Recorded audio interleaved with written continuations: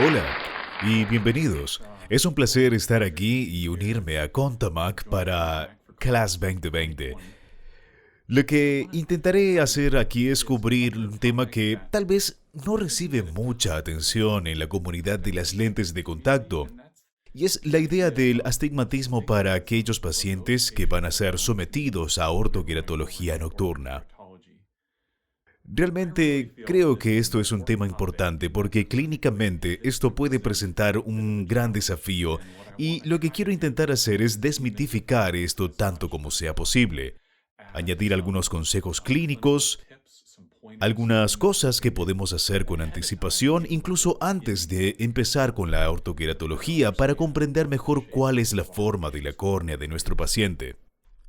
Muy bien. La idea aquí en ortoqueratología es colocar la lente de contacto de manera uniforme, todo alrededor de la córnea del paciente. Al hacerlo, lo que vamos a lograr es permitir que la fuerza de succión sea igual en los 360 grados alrededor de la córnea.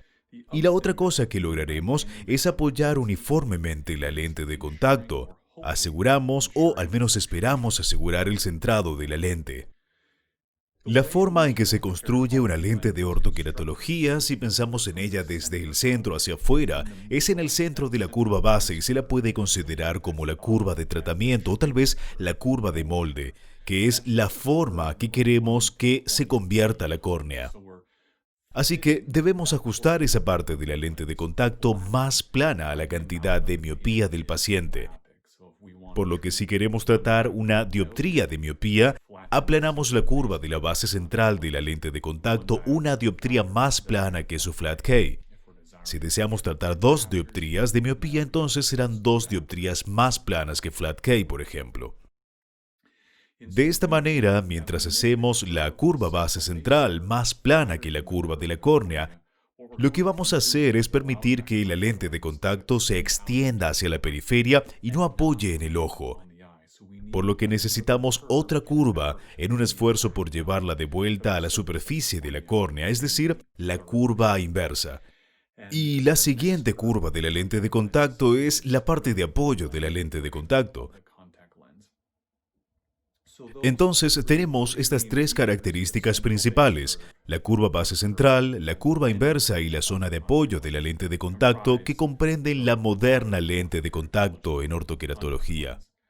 Bueno, si tenemos un ojo que tiene una cantidad significativa de astigmatismo, lo que estamos diciendo es que una curva, un meridiano primario de esa córnea, tiene una cierta forma y el otro meridiano, es decir, a 90 grados de ella, tiene un perfil muy diferente. Lo que vemos en la diapositiva aquí ante nosotros es alguien que tiene astigmatismo con la regla. Su meridiano plano es horizontal y el meridiano empinado es vertical. Sin embargo, lo que estamos viendo es, si intentáramos colocar la lente de contacto en esta córnea, tenemos dos formas diferentes de apoyar la lente de contacto en ese ojo. A lo largo de la horizontal, la lente de contacto va a golpear allí primero, que es la parte más alta, y luego donde la lente de contacto se va a levantar es en la parte del ojo que está más abajo. En este caso, es ese meridiano vertical. Este tipo de posición de entre las 12 y las 6 en punto y luego una lente de contacto corneal que se usa para uso diario que podría ser aceptable, pero en el paciente de ortoqueratología debemos colocar uniformemente la lente a 360 grados alrededor de la córnea. Entonces nos preguntamos si una lente de contacto esférica funcionaría en el ojo histórico. ¿Hay alguna pista o pistas que podamos sacar de los valores que hay centrales o algo más amplio hablando solo de la topografía corneal en sí misma? Entonces, esa es la pregunta que tenemos aquí. ¿Funcionará un diseño estándar de ortoqueratología esférica en un ojo con astigmatismo? Y si hay algo de astigmatismo del paciente que nos dé una pista.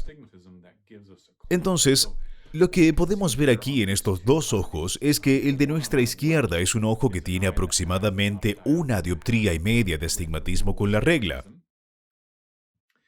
El ojo de la derecha también tiene una dioptría y media de astigmatismo. La diferencia principal es el área donde se extiende ese astigmatismo. El ojo de nuestra izquierda tiene la mayor parte de su astigmatismo concentrado en su parte central de la córnea, y el de nuestra derecha es un ojo que tiene ese astigmatismo repartido más hacia arriba y hacia abajo, o lo que llamaríamos limbo a limbo. Y si intentáramos conseguir colocar una lente de contacto de ortoqueratología rotatoria, simétrica, esférica estándar en cualquiera de estos ojos, lo que podríamos ver es que el ojo de nuestra izquierda es incompleto o central, a veces denominado astigmatismo apical, y donde la lente de contacto cae es donde ven ese anillo blanco, aproximadamente ese cordón de 8 milímetros de diámetro.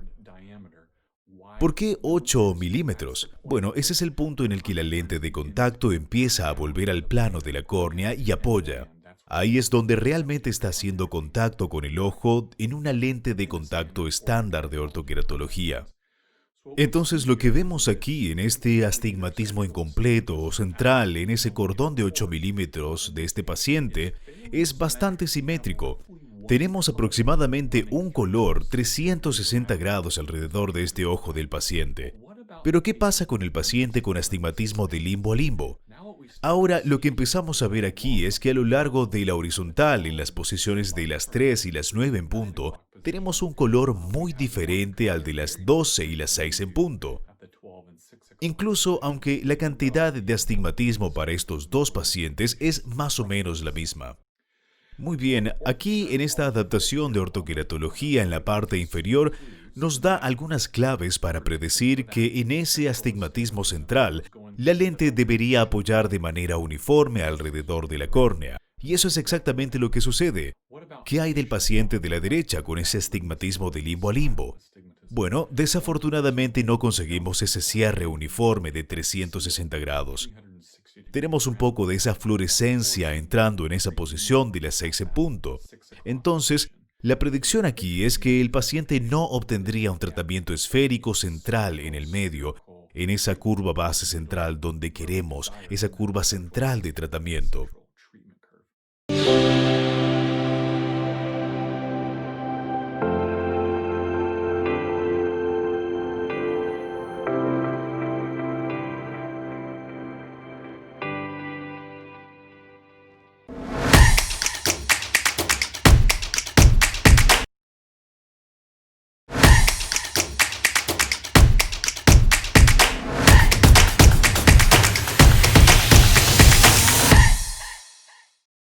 ¿Y qué tal si nos adelantamos y tenemos una prueba nocturna?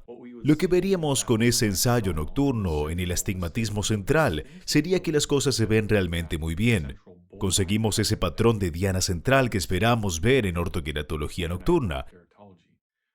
En el paciente con astigmatismo de limbo a limbo, en esa construcción de lente esférica, no se consiguió. La lente tendía a moverse en esa zona de menor resistencia a lo largo del meridiano empinado. En este caso, la lente es empujada en la dirección vertical. Entonces, la idea aquí en términos de pensar en una solución sería dejar la curva base central esférica. Queremos que el ojo se vuelva esférico para tratar su miopía, así como su astigmatismo. Pero lo que tenemos que hacer es diseñar el resto de la lente de contacto. La curva inversa y la zona de apoyo de la lente de contacto serán diferentes, no rotacionalmente simétricos a lo largo de ese meridiano empinado. Así que vamos a pedirle al fabricante que haga esa porción. La curva inversa y la zona de apoyo de la lente de contacto más profundas a lo largo de ese meridiano empinado y luego a lo largo del meridiano plano que le permita apoyar bien. Entonces, ¿cuándo lo sabremos? ¿Cuándo sabemos que necesitamos una lente de contacto de ortoqueratología tórica? ¿Puede una topografía proporcionarnos esa respuesta? ¿Se basa puramente en los valores K o hay algún otro dato o tal vez varios datos en la topografía corneal que nos den una pista incluso antes de empezar nuestro proceso de ajuste en el ojo o nuestra prueba nocturna? Antes de que lleguemos demasiado lejos en esto, quiero dar un poco de antecedentes sobre la utilidad de diferentes mapas dentro de la topografía corneal que nos permiten entender mejor qué va a pasar en esa córnea post-ortoqueratología. Entonces, el primer mapa aquí es el tipo inicial de visualización predeterminada de la mayoría de los sistemas de topografía corneal, y esa es la pantalla axial. La pantalla axial realmente tiene su utilidad en topografía corneal, en ortoqueratología, debido a que la pantalla axial es una descripción de la topografía corneal en términos de su potencia. Nos da la predicción de visión, que también se prevé que vea un paciente basado en su topografía corneal. Y lo que tenemos aquí en la pantalla, en la parte superior izquierda, es el ojo del paciente antes de la ortoqueratología. En la parte inferior izquierda tenemos tiempo después de que haya usado la lente de contacto de ortoqueratología nocturna, que podría ser la noche número 1, ser una semana después, 2 semanas después, un mes después o hasta un año después. Pero cada topografía va a ser referencia a ese primer mapa de referencia inicial. Y lo que vemos aquí en la pantalla diferencial, este mapa de sustracción, es la diferencia entre esos dos mapas. Y si hacemos clic en nuestro cursor en el centro de la imagen topográfica, lo que vemos es que este paciente tiene 2,5 dioptrías de aplanamiento y hemos tratado 2,5 dioptrías de miopía. Así que la pantalla axial en realidad es ese mapa de potencia que realmente dice cuánta corrección obtuvimos durante la noche con nuestra lente de ortoqueratología. El otro mapa que tiene una gran utilidad en la ortoqueratología es la pantalla tangencial.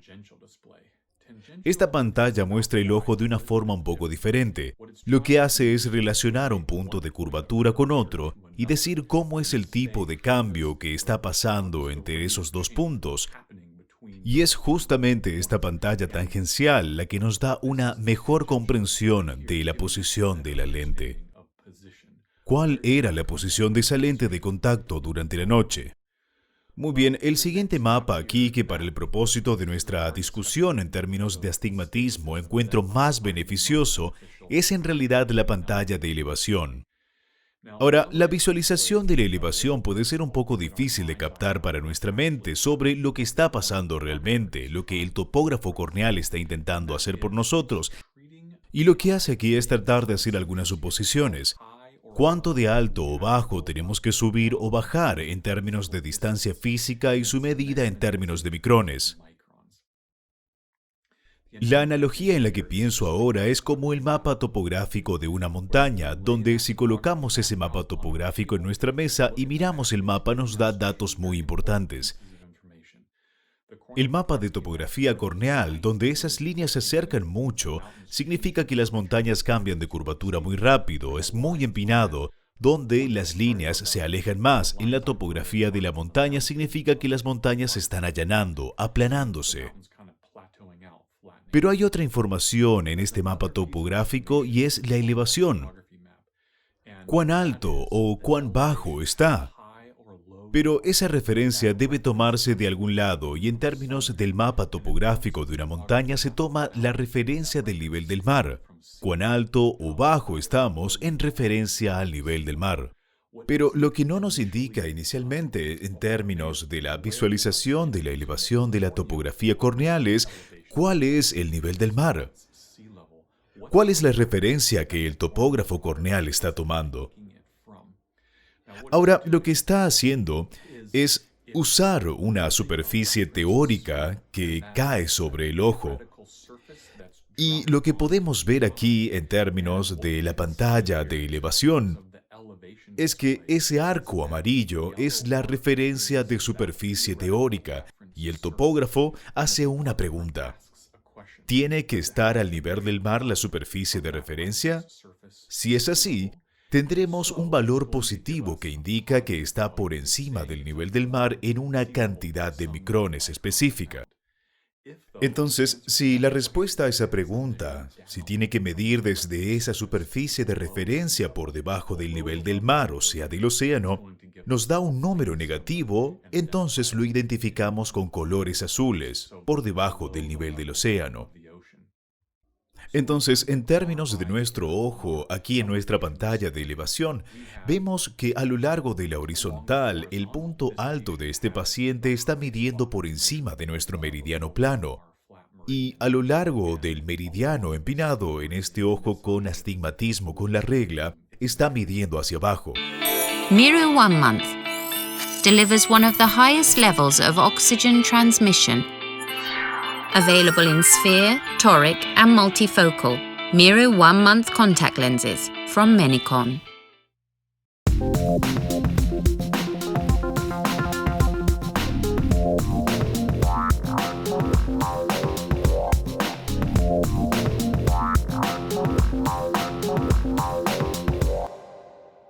Veamos otra córnea. Muy bien. En lo referente a este ojo con astigmatismo con la regla, vemos en la pantalla axial, la pantalla de potencia, que el meridiano plano, o sea, el color frío, corre a lo largo del meridiano horizontal y el meridiano empinado corre a lo largo del vertical. ¿Y qué pasa con la pantalla de elevación?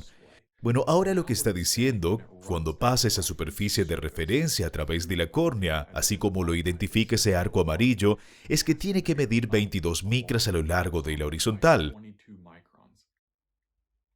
o a lo largo del meridiano vertical. Ahora lo que está haciendo es tomar esa superficie de referencia y tiene que medir hacia abajo porque la córnea se está desprendiendo. Estamos por debajo del nivel del mar en este ejemplo. ¿Por cuánto? 46 micrones. La diferencia entonces en este ojo en particular es de 68 micrones cuando comparamos el meridiano horizontal con el vertical. Entonces, ¿en qué momento necesitamos una lente tórica de ortoqueratología? ¿Hay algo que podamos sacar de este diferencial de altura o hay algo incluso dentro de la excentricidad? ¿O es simplemente una cantidad de valor dióptrico? Bueno, creo que por el momento lo que voy a decir es que los tres valores tienen una gran utilidad. Los tres nos dan pistas en términos de diferencia de astigmatismo corneal, diferencial de altura y diferencial de excentricidad. Pero veamos eso con más detalle. Entonces, si pensamos en lo que teníamos antes, ese astigmatismo corneal central, estamos diciendo que la mayor parte de la curva en la córnea se limita a la parte central del ojo.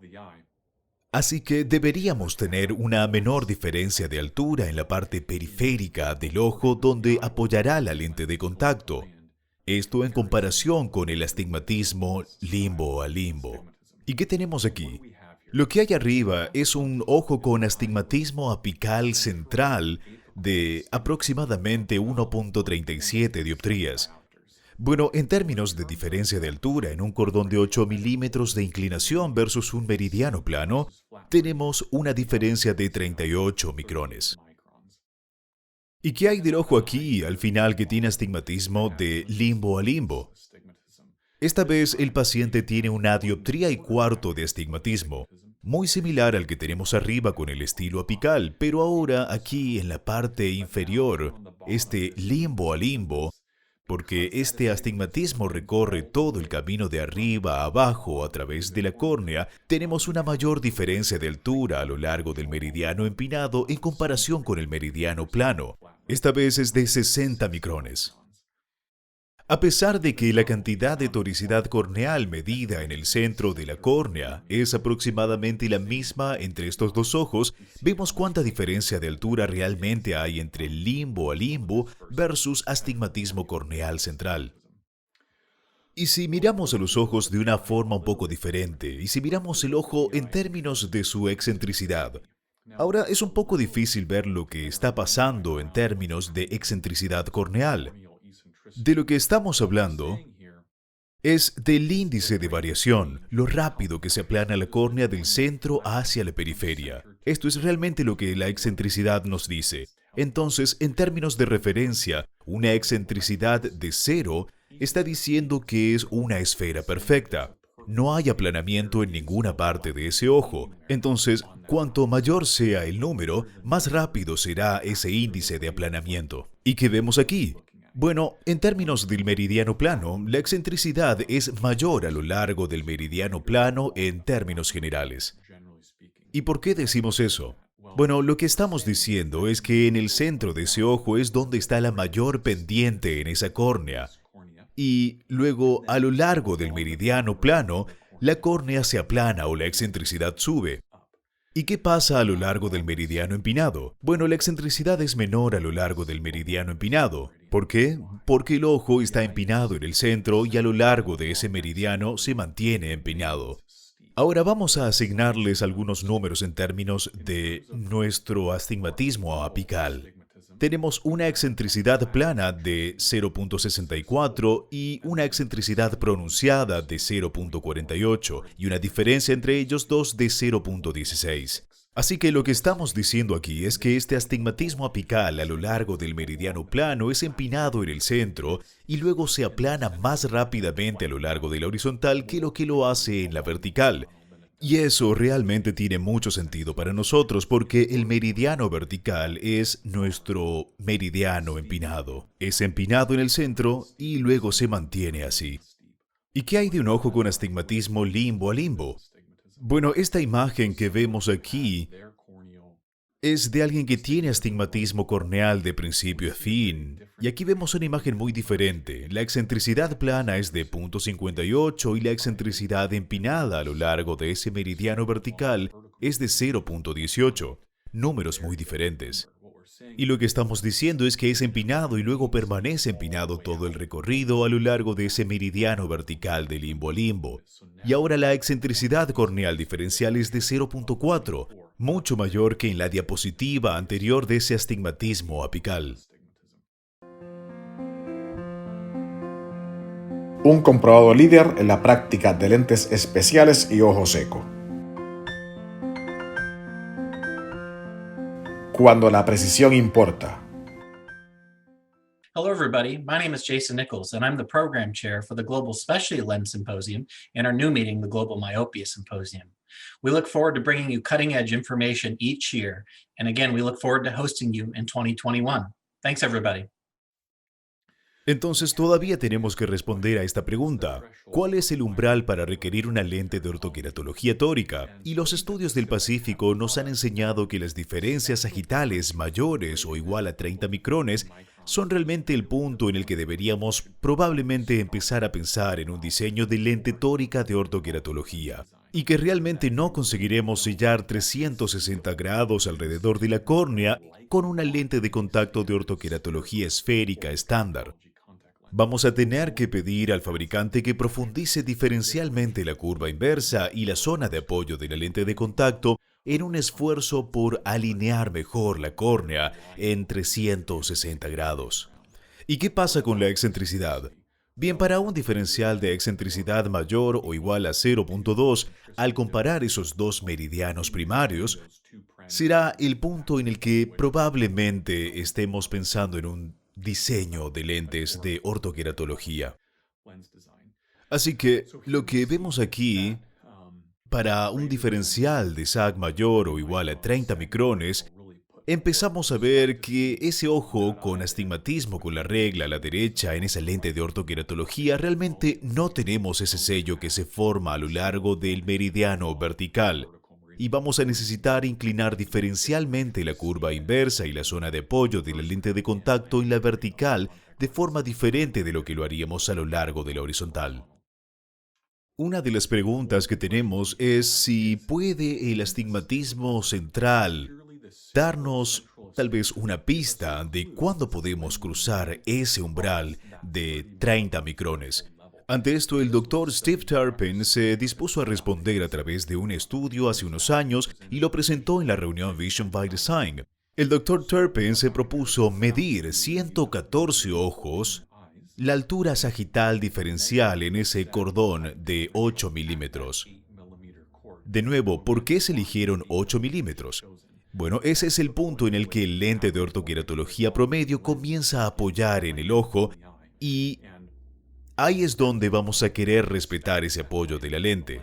Y lo que ven aquí en la columna de la izquierda es una serie de valores diferentes de astigmatismo corneal y el astigmatismo promedio dentro de esos grupos y después en el cordón a 8 milímetros, lo cual es la diferencia de altura sagital. Y como pueden ver aquí, a medida que el valor del astigmatismo sube, también lo hace la altura sagital diferencial. Pero lo que creo que es posiblemente lo más sorprendente de este estudio del Dr. Turpin es en términos de astigmatismo corneal. Los que tenían 3/4 o menos eran en realidad el 8%, que es un número sorprendente de personas que tienen 30 micrones o más, pero incluso en una dioptría de 1/4 de astigmatismo corneal, hay 1/3 de los pacientes que requieren una lente tórica. Y luego, el número realmente salta tan pronto como se obtiene una dioptría y media más. Entonces, creo que aquí tenemos una gran herramienta clínica, y es hacer una revisión rápida para ver si el paciente necesita una lente de ortoqueratología tórica. Y creo que es bastante seguro decir que si tenemos una dioptría y media o más, la probabilidad es que casi todos esos pacientes necesiten llevar un diseño de lente de ortoqueratología tórica. Bueno, veamos entonces un ejemplo de caso para ver la utilidad. Lo que realmente veremos aquí es lo que pasa en un ojo con astigmatismo cuando usamos solo un diseño de lente de ortoqueratología esférica estándar y luego pasamos a una lente de ortoqueratología más tórica, alineando mejor su córnea. Así que nuestro paciente aquí tiene un poco menos de 3 dioptrías de astigmatismo corneal tanto en el ojo derecho como en el izquierdo. Y aquí empezamos a ver que si colocásemos una lente de ortoqueratología esférica rotacionalmente simétrica en nuestro paciente, empezamos a ver que la fluoresceína comienza a infiltrarse a lo largo de ese meridiano empinado, a la posición de las 6 en punto. Bueno, veamos qué pasa en una prueba nocturna. Desafortunadamente, esa lente se mueve a lo largo del meridiano vertical. Realmente obtenemos algo de descentración, por desgracia. No conseguimos que el astigmatismo sea totalmente corregido y lo que tendríamos que hacer en realidad es alinear mejor ese ojo con una lente tórica de ortoqueratología que trata de forma diferencial la curva inversa y la zona de apoyo de la lente de contacto horizontalmente versus verticalmente. Ahora veamos otra prueba. Y aquí se ve el ojo derecho del paciente en la marca de las 2 semanas y es simplemente asombroso lo bien centrado que está la lente de contacto, eliminando no solo la miopía del paciente, sino también su astigmatismo corneal. Y luego aquí se ve de lado a lado el diseño esférico estándar arriba a la izquierda y nuestro diseño tórico abajo a la derecha. Mucho mejor centrado abajo a la derecha y mucho mejor efecto de tratamiento también. ¿Y qué sucede con el ojo izquierdo del paciente? Bueno, si seguimos el diseño de nuestra lente esférica arriba a la izquierda, realmente se ve cuánta falta de apoyo tenemos en esa parte inferior de la lente. Y ahora, haciendo que la lente sea tórica abajo a la derecha, obtenemos un apoyo mucho mejor, obtenemos ese tipo de patrón clásico de diana de 360 grados como buscamos en OrthoK. Y ahora, en la marca de las 2 semanas, realmente empezamos a ver que el paciente consigue un efecto completo. Y luego vemos las lentes de ortoqueratología esférica tradicionales de arriba a la derecha y las lentes de ortoqueratología tórica en la parte inferior. Creo que lo que esto hace por nosotros es empezar a resumir que podemos tener éxito con una lente de contacto esférica estándar, aunque el paciente pueda tener una córnea tórica. Creo que hay algunas cosas, algunas pistas que podemos obtener en términos de la cantidad de astigmatismo corneal, algunas pistas que podemos obtener en términos de excentricidad corneal, pero creo que donde sacamos la mejor información es en términos de esa diferencia de altura sagital corneal. Tomando ese cordón de los 8 milímetros y después pasar esos valores a nuestros compañeros de laboratorio de ortoqueratología para ir construyendo mejor nuestros diseños de lentes y alinear mejor la córnea de nuestros pacientes para un resultado ortoqueratológico más exitoso. Con esto les agradezco su atención y espero que todos disfruten del resto de Class 2020. Gracias a Contamac, qué gran logro y muchas gracias por permitirme estar aquí.